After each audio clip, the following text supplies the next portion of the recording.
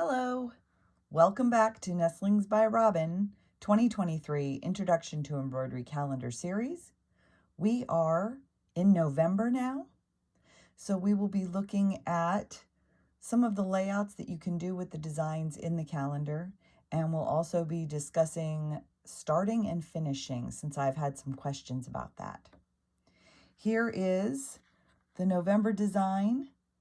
And since I wasn't doing a stitch this month, I went back to my good old standby of the stem stitch, and it turned out really nice. I used a variegated 12-weight sulky, and you can see that it is on a black version, a larger version that I had for another project.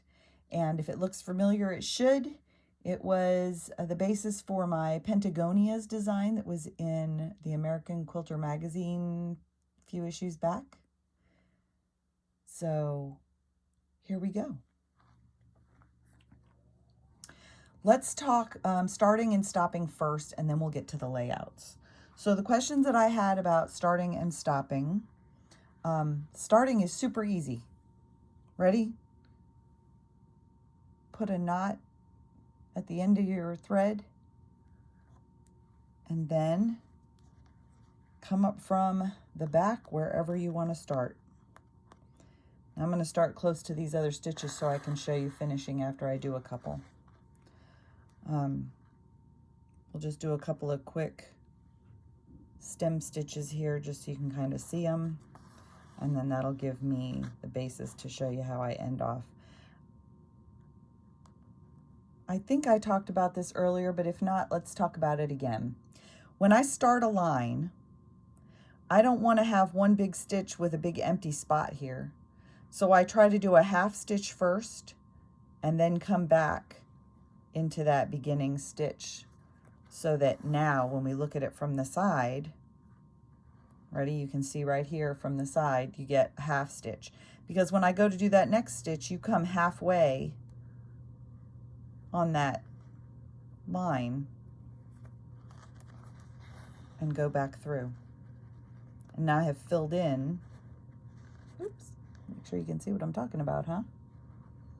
And now you can see that you're filled in and you don't have any empty spaces.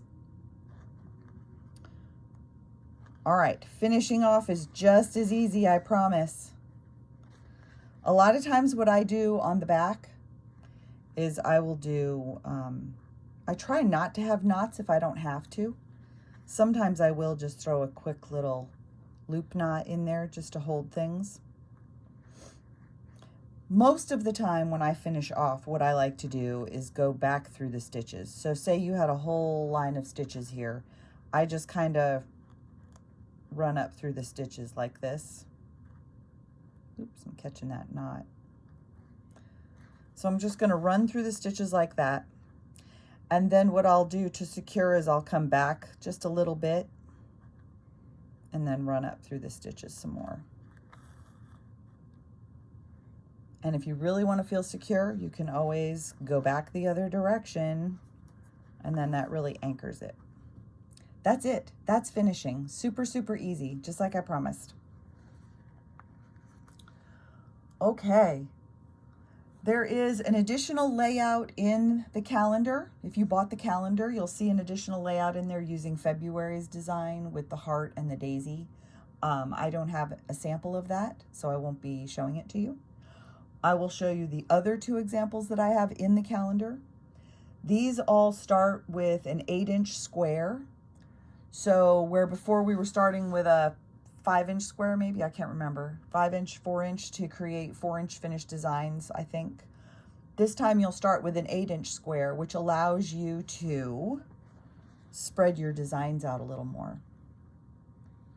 So I don't remember what month this is. For some reason, I want to say it's up there in spring.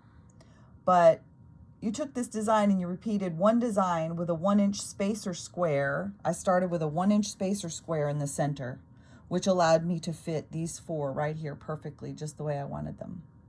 And I could change up the thread colors. You can do anything you want with it. And now you have an 8-inch embroidery square using the designs that you already have. I know I showed this one back in the month that I did it for. This was just taking an doing the math and doing a strip and then multiplying that design 3 times and adding some really cute little half square triangles to it to make a small miniature that you can use for anything. A mug rug, a wall hanging, put it into a sampler series. And then last but not least,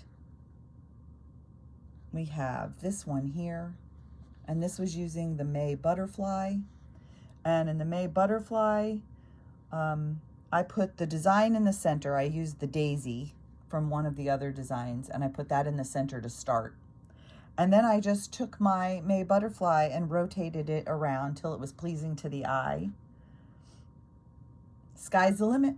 You can do whatever you want with these designs. You have them, you can create sampler blocks, you can add more than one design to a block like I did with this one.